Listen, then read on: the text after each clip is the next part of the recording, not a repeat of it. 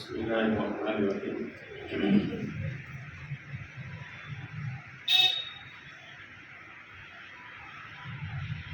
للہ رب العالمین والصلاة والسلام علی سید المرسلین وعلی آلہ وصحبہ اجمعین اما بعد۔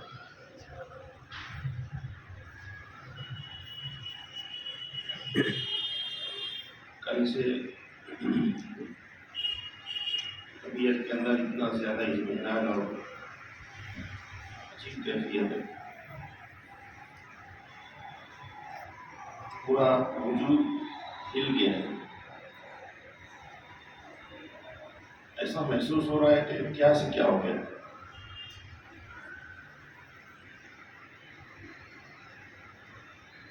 حافظ ساجد صاحب نے اس وقت کہا کہ قاضی کی نشست میں کچھ کہنا ہے، میں سوچ رہا ہوں کیا کہیں کیا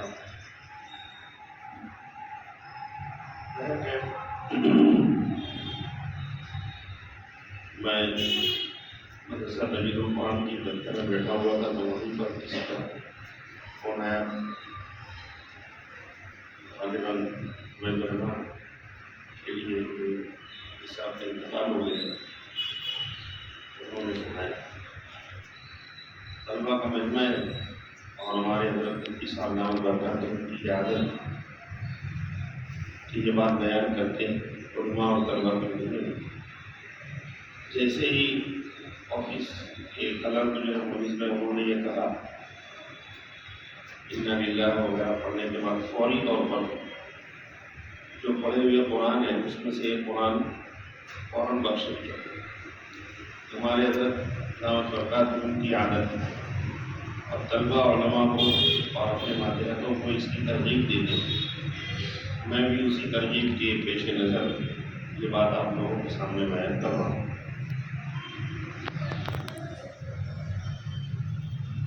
دوسری بات یہ ہے کہ ابھی ہمارے عزیز مولانا ضمیر صاحب قاسمی نے جو جتنی بھی باتیں بیان کی سب حافظ صاحب کے گویا کہ انہوں نے اپنا معافی ضمیر تو ادا کیا، میرا بھی معافی ضمیر ادا کیا۔ میرا حافظ صاحب سے تعلق اس وقت سے ہے جب وہ یہاں اس مسجد میں نوعمر بچوں کے ساتھ رہتے تھے، کھیلتے تھے، کودتے تھے، مستی بھی کرتے تھے، سب حصہ بنا ہوا نہیں تھا آگے، کیونکہ یہاں ان کے ننیال میں قریب میں رہتے تھے اور ان کے نانا جو تھے، بلکہ اب 3 سال ہی تھے ہمارے ساتھیوں میں، ملنے جلنے والے، جان پہچان والے، ساتھ اٹھنے بیٹھنے والے۔ اور میری عادت نہیں ہے کہ میں دارالعلوم دیوبند، مظاہر علوم اور دارالعلوم ندوۃ العلماء ان تینوں موقر ادارے کے علاوہ کسی اور ادارے کی جانب کسی کی نسبت کروں۔ تو ایک مرتبہ بات چلی کہ یار یہ جو ہے حافظ ساجد صاحب ہیں، ان کا خاص لقب وہ سمجھ گئے، اور یہ ہمارے حافظ ساجد صاحب دوسرے جو ہیں نگینہ، ان کا لقب لگا ہوا ہے۔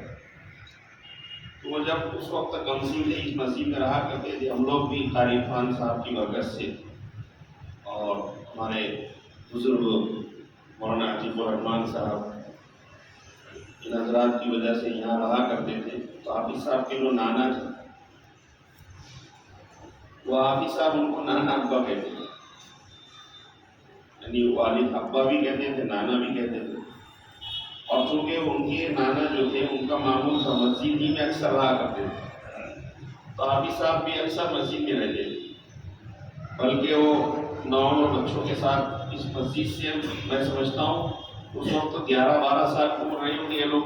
یہ حضرات بھی جب مدرسہ اسلامیہ کے اندر پڑھتے تھے، تو اس وقت سے اس مسجد سے ان کا تعلق ہے، خدمت کا تعلق۔ دیکھتے تھے کہ باقاعدہ سب بچوں کے ساتھ مل کر، محلے کے لوگوں کے ساتھ مل کر مسجد کی صفائی کرنا، اس کو دھونا، چٹائی بچھانا، اور نسبتاً طبیعت کے اندر چنچل پن تھا، نٹکھٹ، मतलब चैन से बैठते नहीं थे। वो तो अल्लाह ताला ने फिर उनको बुजुर्गों की सोहबत अता फरमाई कि तबीयत के अंदर मकाना संजीदगी आई, वरना हाफिज होने के बाद तक तबीयत के अंदर निशा भी था और भी बहुत सारी चीज़ें। खैर मुझे तो बताना मकसूद ये है कि इस मस्जिद से उनका जो ताल्लुक़ है उनके बचपन से है, यानी बालिग नहीं हुए तो उस वक्त से मस्जिद की खिदमत का ताल्लुक़ जो हमने अपनी आंखों से देखा और आज तक देखते आ रहे हैं। दूसरी बात यह है कि वो मदरसा तजीदुल कुरान के अव्वलीन हुफ़ाज़ में से थे। सबसे पहले जो हाफिज़ हुए थे वो ये के थे तालिब इल्म, और ये उसके बाद फिर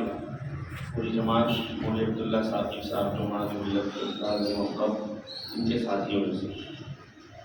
उनके भाई मौलवी अब्दुर्रहमान, आरिफ फहीम साहब, तौक़ीर मुक़द्दम साहब के साथ हाफिज़ याकूब साहब, ये सब इनके साथियों में से। खैर ये अव्वलीन हुफ़ाज़ में से शुमार होते हैं। और जैसा कि अभी मुफ्ती अब्दुल मोहसिन साहब ने भी कहा और मौलाना ज़मीर साहब ने भी कहा कि कुरान करीम के साथ ताल्लुक़ है। मैंने एक बात महसूस की वाज़ेह तौर पर कि अब ये दोनों साजिद हाफिज़ साजिद साहब जो नगीना मस्जिद के इमाम हैं वो भी, और ये हमारे हाफिज़ साजिद साहब हाफिज़ साजिद अहमद निहाल अहमद साहब मरहूम, इन दोनों का मामूल हमेशा बावजूद है। नमाज का वक्त हो जाए तो ऐसा बहुत कम देखने में आया कि इनको पेशाब इस्तिंजा वगैरह के अलावा ऐसी ज़रूरत पेश आए कि वज़ू करके उनको नमाज के लिए, ये दोनों हज़रात आज भी मामूल है। लेकिन वो उनका पेट का आर्जा पेश आया कई साल पहले से, तकलीफ रहती थी, इस्तिंजा वगैरह में तकलीफ रहती थी, तो रिया वगैरह का शुरू हुआ तो कुछ मामूल इसके अंदर ही हो। एक बहुत बड़ी खूबी थी, बावजूद रहते थे, जो बावजूद रहते हैं उसका कुछ पढ़ते ही रहते हैं। यह अल्लाह की तरफ से तोहफा है कि कोई बावजूद रहता है तो यह तो जिक्र करेगा, तस्बीहात पढ़े, खुद बखुद अल्लाह ताला उनकी ज़ुबान पर कुरान ज़्यादा से ज़्यादा पढ़ते थे। और तरावी उन्होंने मोहम्मदी मस्जिद के अंदर पढ़ाई है। मेरा कुरान जब ख़त्म हो जाता था तो मैं खुद भी जो है उनके पीछे तरावी पढ़ता, कुरान याद भी था, माशाअल्लाह पढ़ते भी थे। एक बहुत अहम वस्तु जो मैं अपने लिए सोचता हूँ और मैंने उनको कहा है, हाफिज़ साहब आपके अंदर एक बहुत बड़ी खूबी है, दुआ करें तो वो खूबी मेरे अंदर आ जाए। वो ये है कि कोई बहुत सख्त बात भी कोई उनको कहता, ऐसी बात कि बहुत ज़्यादा हलीम आदमी, यानी मेरे जैसा आदमी नहीं, फौरन गुस्सा हो जाने वाला हलीम आदमी, उसको भी अगर वो सख्त बात कही जाए तो वो भी गुस्से में आ जाएगा। लेकिन हाफिज़ साहब के सामने वो बात कही जाती तो गुस्से में नहीं आती, और बात जब भी करते तो पूरी नरमी के साथ करते। तो मैंने कहा कि हाफिज़ साहब आप दुआ करते रहो कि ये वस्फ मेरे अंदर भी आ जाए, बहुत बड़ा वस्फ, मुझे बर्दाश्त, और जब भी कोई बात करे तो अच्छे अंदाज से नरम मिजाजी के साथ। दूसरा एक बहुत बड़ा वस्फ था कि साथियों में खाने पीने की नौबत आती, सफ़र के अंदर किसी काम की नौबत आती, या ये कि कोई और ऐसा काम होता कि आमतौर पर लोग समझते हैं कि पच्चरगिरी का काम है। मैं वाज़ेह अल्फाज में कह रहा हूँ, कुछ लोग रहते हैं ना ऐसे, दोस्तों में भी वो काम नहीं करते, लेकिन हाफिज़ साहब इस काम में अव्वल नंबर। हाफिज़ साहब, अरे नबी साहब ने कहा ना वो गाड़ी में, ये तो एक छोटी सी बात है, प्लेटें धो लेना, चमचा धो लेना, ये काम कर लेना, वो काम कर लेना, दोस्तों की महफिल के अंदर उनका ये बहुत बड़ा वस्फ था। कभी भी अपनी हैसियत को नुमायां नहीं करते। एक दूसरा है बहुत बड़ा वस्फ, शायद बहुत कम लोग जानते होंगे, तो ये हाफिज़ साजिद साहब, नाजिम साहब जो आप लोगों के, ये और या मरहूम हाफिज़ साजिद साहब, انہوں نے پڑھنے کے بعد یعنی پڑھنا جب موقوف ہو گیا تو اپنی ذاتی تجارت شروع کی، چھوٹی سی تجارت شروع کی، جامعہ کے سامنے ٹیبل لگا کر چائے پتی اور یہ سب فروخت کرنے لگے، حلال روزی کی فکر اور اس کے اندر لگے رہے باقاعدہ، پھر اللہ تعالیٰ نے اس کا بدلہ بھی دیا۔ اسی طرح حافظ صاحب کو حرمین شریفین سے بھی کافی لگاؤ تھا، اور جب بھی بات نکلتی اور حافظ صاحب جو جملہ مشاہد ہیں جیسے مولانا مفتی حامد صاحب کے ساتھ تو جو تعلق تھا گہرا وہ تھا، اس کے علاوہ مفتی صاحب کے ساتھ جو بزرگان دین تعلق رکھتے تھے، شہر میں جو بزرگان دین آتے تھے، وہ لوگ بھی حافظ صاحب کو جانتے تھے اور ان لوگوں سے بھی بہت عاجزانہ اور طالبانہ تعلق ان کا حافظ صاحب کا، نام بنام جاننا اور استفادہ کرنا ان سے۔ اور جو پہلو بیان کیا مولانا ضمیر صاحب نے کہ کوئی اصلاح کی بات جو رہتی تھی اس کو بہت جلدی عرض کر دیتے، بلکہ تنہائی میں مجھ کو بہت سارا مشورہ دیتے تھے۔ شاید کوئی دوستی اور آپس میں تعلق رکھنے والا بلا تکلف کوئی بات ایسی کہے کہ جو سامنے والے کو بری لگ جائے، لیکن حافظ صاحب اس کو اچھے انداز کے اندر اس کو کہتے تھے کہ ایک بہت بڑی خدمت ہوتی ہے رہی کہ جب ہم نے نبی رحمت صلی اللہ علیہ وسلم فاؤنڈیشن کا قیام کیا تو وصولی کی بات آئی اور جو صندوقچہ ہم رکھتے ہیں اس کی بات آئی، تو سب سے پہلے حافظ صاحب نے اپنے آپ کو پیش کیا کہ میں اس خدمت کو کرنے کے لیے تیار ہوں، اور کئی سال تک کرتے رہے، بلکہ جو جماؤ پیدا ہوا ہے ابھی الحمدللہ جو استحکام ہے یہ حافظ صاحب کی ہے۔ ان کی یہ خدمت اور تھی، وہ یہ تھی کہ ہم نے آپس میں طے کیا تھا کہ اگر کوئی بیوہ کوئی محتاج ہم سے مدد مانگے گا تو ہم نے ایک فارم بنایا ہے، اس فارم کو پور کریں گے اور اس کے بعد ذاتی طور پر بھی معلومات دیں گے کہ یہ مستحق ہے یا نہیں ہے۔ خاص طور پر کوئی خاتون بیوہ ہو اگر اور وہ بیوہ خاتون مستحق ہے یا کیا حالات ہے، تو اس صورت میں حافظ صاحب نے اپنے ذمے لے رکھا تھا اور ان کو فارم دے دیا جاتا ہے، اس کا فوٹو دے دیا جاتا، یہ باقاعدہ گھر پر جاتے متعلقین کے ان کے متعلقین سے ان سے پوچھتے باقاعدہ، اور اس بات کے بارے میں کبھی انہوں نے یہ جتلایا نہیں کہ میں یہ خدمت کر رہا ہوں، یہ کام کر رہا ہوں۔ تو بہرحال بلکہ ابھی 2-3 دن پہلے، 3 کے دن غالباً ہم ساتھی بیٹھے ہوئے تھے تو یہی بات ہوئی کیا بیچارہ وہ پڑا ہوا ہے، اور عید کے اوپر ہم لوگ عید الاضحیٰ کے موقع پر اجتماعی قربانی کرتے ہیں، اس سلسلے کے اندر بیٹھے ہوئے تھے، حافظ صاحب کا تذکرہ کیا، اس میں ان کی خدمت بنیادی طور پر یہ تھی کہ وہ پورے شہر کے اندر 3-4 مرتبہ گشت لگا دی، چاند رات کو، اس کے بعد بقرعید کے دن، اپنے گھر کی قربانی ہے جو بھی ہوتا ہے اس کو سب کو قربان کر کے وہ اس کام کے اندر باقاعدہ لگے رہے، اور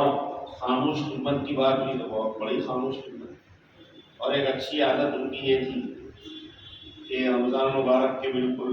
2-3 دن پہلے یا رمضان مبارک کے شروع میں عطر کی شیشی اور تازہ مسواک، اور ایک مسواک نہیں لاتے تھے، درجنوں مسواک لا کر سامنے رکھ دیتے، آپ کو جو پسند ہو لے، اور ایک لینا ہو ایک لے لو، 2 لینا ہو 2 لے لو، 3 لینا ہو 3 لے لو۔ پھر کچھ سال انہوں نے ایسا بھی کیا کہ جب میرے بارے میں معلوم ہوتا کہ میں حضرت کی خدمت میں جا رہا ہوں رمضان میں، تو کئی مسواک لا کر دیتے کہ میری جانب سے حضرت کو خیر بڑی خوبیاں تھی بولنے والے، کیونکہ جلدی چلے گئے، طبیعت پر اس کا اثر بھی ہے، لیکن یہ اللہ کا فیصلہ ہے اور اللہ کے فیصلے کو کوئی روک نہیں سکتا۔ ابھی صبر بھی اللہ تعالیٰ نے دیا تھا، گزشتہ 2 مارچ کو حضرت مفتی صاحب کے ساتھ آپ کی رفاقت میں میرا اور حافظ ساجد صاحب کا ایک جگہ جانے کے لیے بنا ہوا تھا. تو سفر سنیچر کی رات کو تھا، تو میں نے جمعہ کے بعد یا جمعہ سے پہلے ان کو فون کیا کہ حافظ صاحب اپنے کو سفر میں جانا ہے، کیا نظام ہے. اور مفتی صاحب نے بتا دیا تھا مجھے پہلے ہی کہ میں یہاں مالیگاؤں سے نہیں رہوں گا ساتھ میں وہاں ناندیڑ سے آپ لوگوں کے ساتھ میں آؤں گا. میں نے کہا کہ اپنے لوگوں کو جانا ہے تو ہم کیسے جائیں گے. آپ دیکھیے انداز بیان کرنے کا، اور یہ بہت زیادہ صبر کرنے والا شخص ہے. یہ بات بیان کر، اس نے میں بات بیان کر. حافظ صاحب مرحوم نے کہا کہ مولانا میں جو میری وہ تکلیف ہے اس کا علم تھا ہمیں. اس تکلیف میں پیچھے 1-1.5 مہینہ بہت زیادہ رہا اور علاج کرتا رہا. تو کسی نے مجھ کو مشورہ دیا کہ گجرات میں فلاں حکیم ہے، آپ وہاں جائیے، وہ دوا دیتے ہیں تو معاملہ قابو میں آ جاتا ہے اور وہ جو تکلیفیں دور ہو جاتی ہے. تو میں کل گجرات سے آیا ہوں، آج صبح ہی آیا ہوں، اور حکیم صاحب نے دوا دی ہے اور کہا ہے کہ پابندی کے ساتھ اتنے دن استعمال کرنا ہے، اور اس کی وجہ سے حاجت زیادہ ہوگی اور بھی بہت ساری چیزیں. تو اب آپ بولو کیا کہا انہوں نے. آپ بولو، اگر آپ کہو گے تو میں آپ کے ساتھ چلنے کے لیے تیار ہوں.